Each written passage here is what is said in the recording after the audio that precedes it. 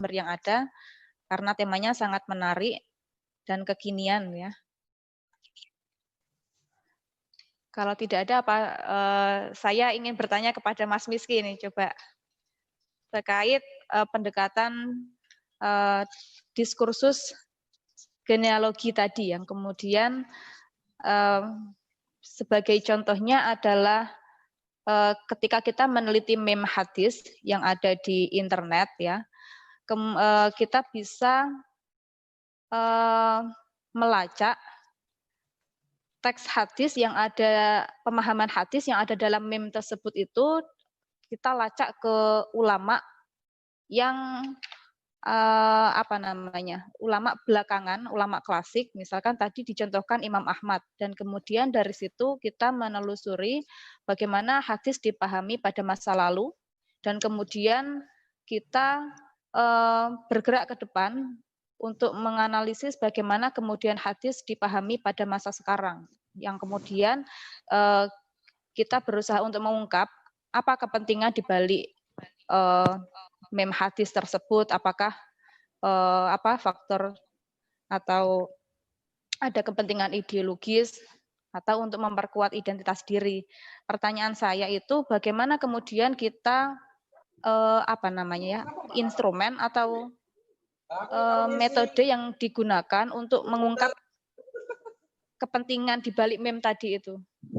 Apakah kita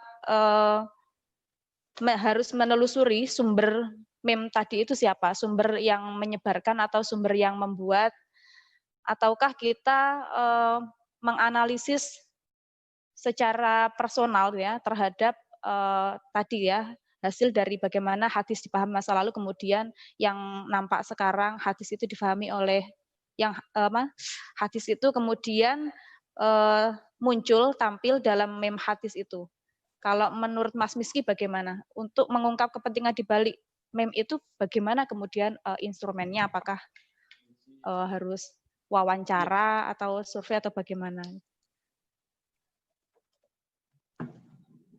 Terima kasih Ibu Kholila Mukarromah untuk pertanyaan itu. Pertanyaannya kalau saya sederhanakan mungkin bagaimana nanti hal yang bisa kita lakukan agar untuk melacak atau untuk mengungkap kepentingan apa yang ada di balik keberadaan meme hadis. Pendekatan diskursus genealogi itu sebenarnya bagian dari pendekatan analisis kritis, analisis wacana kritis. Pendekatan ini meniscayakan sebuah meniscayakan kenyataan bahwa tidak ada teks yang lepas dari konteksnya dan tidak ada teks yang tidak memiliki atau tidak berpautan dengan kepentingan-kepentingan. Jadi analisis wacana kritis itu memang sejak awal asumsi yang dibangun adalah asumsi bahwa apapun yang di-share itu sebenarnya punya kepentingan-kepentingan tertentu. Hanya saja memang bagaimana cara kita mengungkapnya itu nanti meniscayakan pendekatan-pendekatan lain atau metode-metode lain yang memang dibutuhkan untuk ke situ. Misalnya, karena yang mau kita kaji itu adalah meme yang itu artinya hanya berbentuk gambar, maka tentu saja selain kita perlu melihat narasi yang dibangun di dalam gambar itu, kita juga perlu melihat bagaimana si pemilik akun itu memvisualkan hadis tersebut menjadi bentuk visual-visual tertentu. Bagaimana kita mengungkap bahwa di sini ada kepentingan-kepentingan, sekali lagi analisis atau pendekatan diskursus genealogi meniscayakan analisis kita tidak terfokus pada meme yang ada, melainkan juga mengharuskan melihat bagaimana diskursus tentang tema terkait berkembang di masyarakat.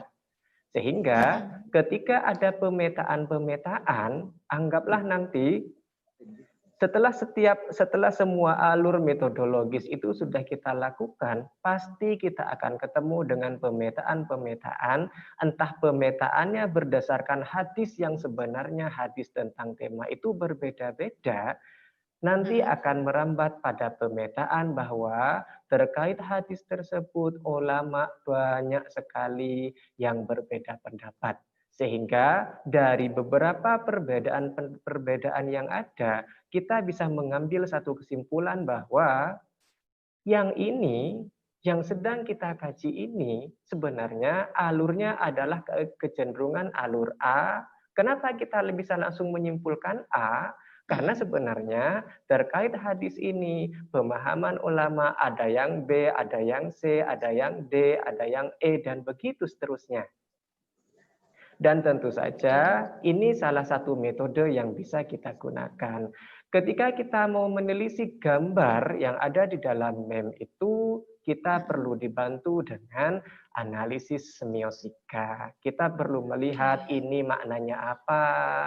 Jangan-jangan sebenarnya keberadaan meme itu terkait juga dengan komodifikasi agama. Misalnya kita ketemu dengan meme tentang larangan isbal. Toh ternyata yang menyebarkan meme itu penjual atau toko sirwal anti isbal. Kalau dari situ kan kita bisa melacak bahwa sebenarnya keberadaan meme itu sama sekali lepas dari kepentingan-kepentingan tertentu. Terlepas apakah kepentingannya adalah A, itu nanti bisa kita temukan saat analisis lebih lanjut.